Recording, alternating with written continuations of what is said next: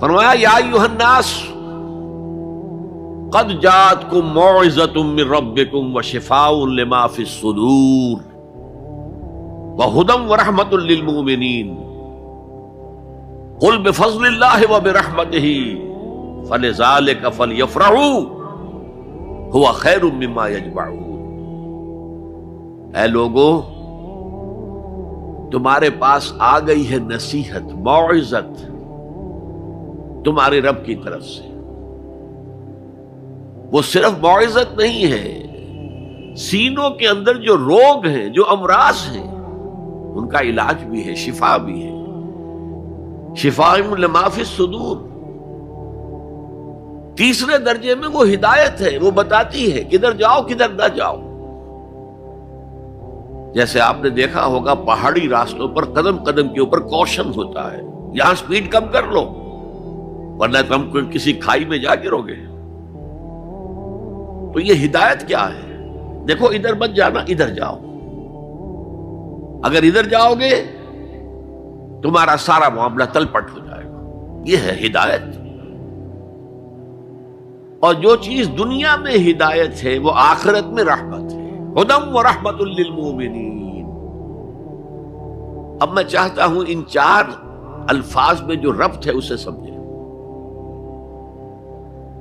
دیکھیے، اگر کسی ایسی زمین پر بارش برسے جو اوپر سے بہت سخت ہے تو پانی بہہ جائے گا، زمین میں جذب نہیں ہوگا تو کوئی روئیدگی پیدا نہیں ہوگی۔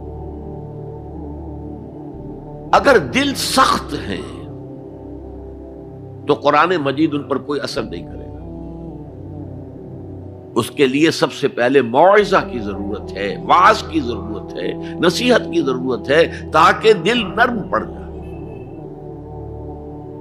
انسانی دل جب سخت ہوتے ہیں تو ان کی سختی چٹانوں سے زیادہ ہوتی ہے۔ سورہ بقرہ میں فرمایا ثم قست قلوبکم فہی کالحجارۃ او اشد قسوۃ۔ یہودیوں سے خطاب ہے، ثم قست قلوبکم من بعد ذلک فہی کالحجارۃ او اشد قسوۃ۔ اے بنی اسرائیل، تمہارے اس طرز عمل کے نتیجے میں تمہارے دل سخت ہو گئے اور اب وہ پتھروں سے زیادہ سخت ہے۔ لہذا سب سے پہلے ضرورت کیا ہے؟ دل کی زمین کو نرم کیا جائے، اس میں حل چلایا جائے۔ یہ کام ہے موعظہ کا، واعظ کا، نصیحت کا۔ ہمارے معاشرے میں کسی زمانے میں واعظ کا بڑا رواج تھا، آج کل یہ چیز ختم ہو گئی، بلکہ واعظ کو گھٹیا بات سمجھا جاتا ہے۔ بھائی کوئی عقلی بات کرو، کوئی علمی بات کرو، تم تو واعظ کہہ رہے ہو، گویا کہ واعظ گھٹیا چیز ہے۔ نہیں، واعظ سے دل میں رقت پیدا ہوتی ہے، نرمی پیدا ہوتی ہے۔ تو قرآن مجید ہی سب سے بڑا موعظہ ہے۔ ہم نے بدقسمتی سے کیا کیا، جب واعظ کہے جاتے تھے تب بھی مثنوی مولانا روم سے،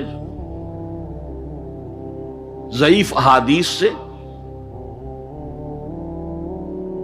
واعظ دستاں زنو افسانہ بند، واعظ بڑے اونچے اونچے ہاتھ چلا کر اور افسانہ جو ہے بیان کر رہا ہے، لیکن اس کا حال کیا ہے؟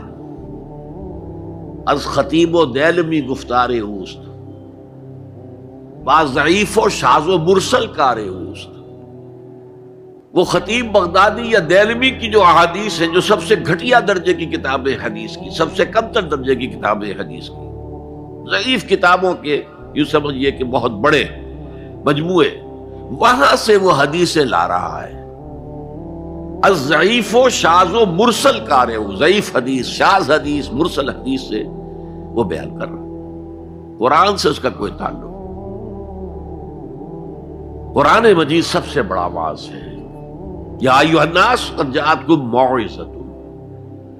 یہ دل کو جب نرم کرتا ہے تو پھر اس میں جذب ہوتا ہے، یہ سیکنڈ سٹیپ ہے اس کا۔ اور جب دل میں جذب ہوگا تو دل کے اندر کی بیماریوں کو دور کر دے گا۔ دل کے اندر کی بیماریاں کون سی ہیں؟ تھرومبوسس نہیں، سنجائنا نہیں، وہ اور ہے۔ وہ دل کی بیماریاں جن کے لیے قرآن شفا ہے، وہ ہے تکبر، حسد، حب مال، حب دنیا، حب جاہ، حب شہرت، یہ ہیں وہ چیزیں کہ جو اصل ہیں، جو دل کے امراض ہیں، ان سب کو جڑ سے نکال کر پھینک دے گا قرآن حکیم۔ یا ایھا الناس قد جاءتکم موعظۃ من ربکم وشفاء لما فی الصدور، وہ ہدن اور وہ ہدایت ہے، انفرادی زندگی کے لیے بھی ہدایت ہے، اجتماعی زندگی کے لیے بھی ہدایت ہے۔ کبھی اگر سورہ فاتحہ پر آپ غور کریں جو ہماری نماز کا جزو لازم ہے، تو ہم پہلے کہتے ہیں الحمدللہ رب العالمین الرحمن الرحیم مالک یوم الدین ایاک نعبد و ایاک نستعین۔ یہ ہدایت تو ہمیں پہلے ہی ملی ہوئی ہے۔ پھر جو ہم کہتے ہیں اہدنا الصراط المستقیم، اللہ کو ہم نے پہچان لیا، اسے رب العالمین مان لیا، اسے رحمان مان لیا، اسے رحیم مان لیا، اسے روز جزا کا حاکم مطلق مان لیا، تو اب کون سی ہدایت رہ گئی؟ ہدایت تو آ گئی۔